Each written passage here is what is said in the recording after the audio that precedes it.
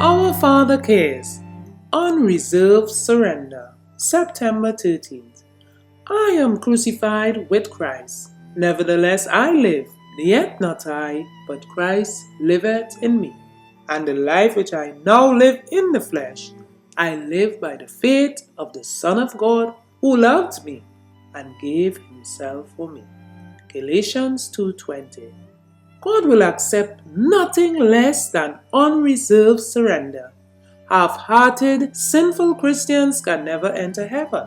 There they would find no happiness, for they know nothing of the high holy principles that govern the members of the royal family. The true Christian keeps the windows of the soul open heavenward. He lives in fellowship with Christ. His will is conformed to the will of Christ.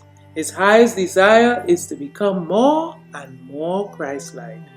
Earnestly and untiringly, we are to strive to reach God's ideal for us.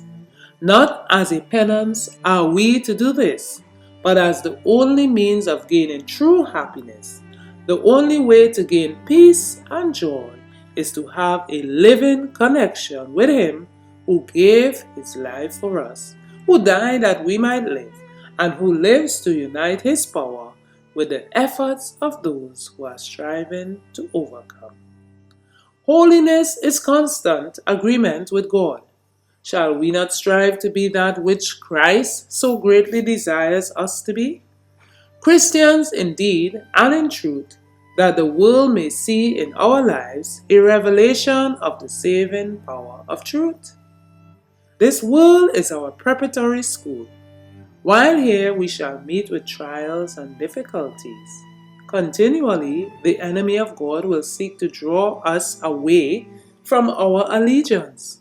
But while we cleave to Him who gave Himself for us, we are safe.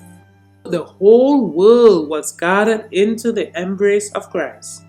He died on the cross to destroy him who had the power of death, and to take away the sin of every believing soul. He calls upon us to offer ourselves on the altar of service, a living, consuming sacrifice. We are to make an unreserved consecration to God of all that we have and are. In this lower school of earth, we are to learn the lessons that will prepare us to enter the higher school, where our education will continue under the personal instruction of Christ. Then He will open to us the meaning of His word. Shall we not, in the few days of probation remaining to us, act like men and women who are seeking for life in the kingdom of God, even an eternity of bliss? This Day with God 145 from Our Father Cares, page 268.